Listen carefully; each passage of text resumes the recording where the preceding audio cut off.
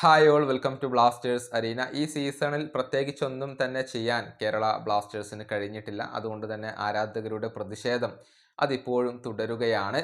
വരുന്ന സീസണിൽ കാര്യമായ മാറ്റങ്ങൾ ക്ലബ്ബ് നടത്തും എന്നാണ് ലഭിക്കുന്ന വിവരങ്ങൾ. ചീഫ് എക്സിക്യൂട്ടീവ് ഓഫീസറായ അഭിക് ചാറ്റർജിയും ഇക്കാര്യം പറയുകയും ചെയ്തിരുന്നു. മാറ്റങ്ങൾ ഉണ്ടാകും എന്നായിരുന്നു അദ്ദേഹം പറഞ്ഞിരുന്നത്. ഏതായാലും കേരള ബ്ലാസ്റ്റേഴ്സിന്റെ വിദേശ സൈനിങ്ങുകളുമായി ബന്ധപ്പെട്ടുകൊണ്ടുള്ള ഒരു അപ്ഡേറ്റ് ആശിഷ് നേഗി ഇപ്പോൾ നൽകിയിട്ടുണ്ട്. അതായത് അടുത്ത സീസണിലേക്ക് പുതിയ വിദേശ താരങ്ങളെ ഇതുവരെ ക്ലബ്ബ് കണ്ടെത്തിയിട്ടില്ല എന്നാണ് അദ്ദേഹം പറഞ്ഞിട്ടുള്ളത്. അതായത് ഇതുവരെ ഫോറിൻ സൈനിങ്ങുകൾ ഒന്നും ഫൗണ്ട് ചെയ്തിട്ടില്ല, അല്ലെങ്കിൽ അതിനു വേണ്ടിയുള്ള ശ്രമങ്ങൾ ആരംഭിച്ചിട്ടില്ല എന്നൊക്കെയാണ് ഇദ്ദേഹം നൽകുന്ന ഒരു അപ്ഡേറ്റ്.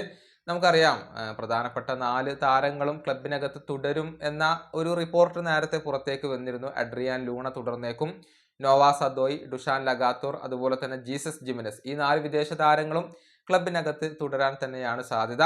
അതേസമയം മിലോസ് ഡ്രിൻസിച്ചിന് ക്ലബ്ബ് വിടേണ്ടി വരും.